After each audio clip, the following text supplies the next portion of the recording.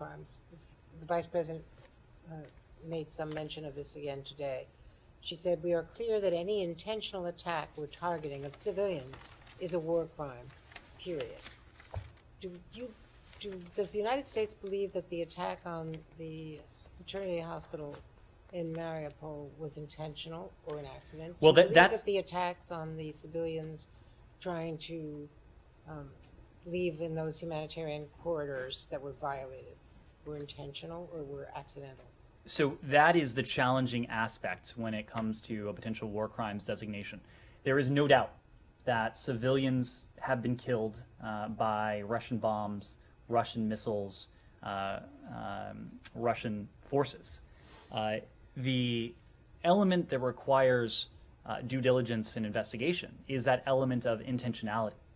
Was it the intent of Russian fighter jets? Was it the intention of Russian commanders at sea to drop munitions, to fire missiles, to use force against civilians? And so that is what we are in the process ourselves of documenting. That is what we are in the process of supporting these investigations that are ongoing around the world to determine whether there was an intentional targeting of civilians in this context. Is there a deliberate effort by the United States, in contrast to the 39 countries that are going much further and saying, as the British Foreign Secretary said here in Washington yesterday, this was a war crime, period?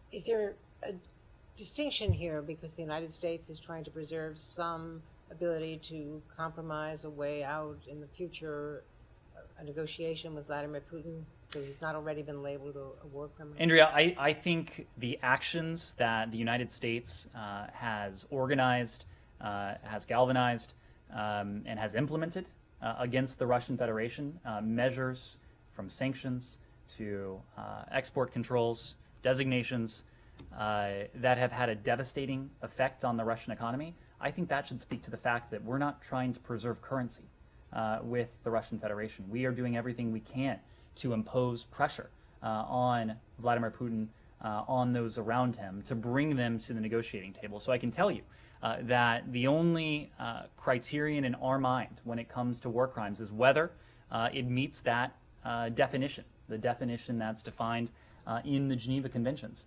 And you put your finger on what can be a challenging element to ascertain. But we are using every resource at our disposal, and we are supporting the various investigative efforts that are out there to attempt to determine if these are war crimes.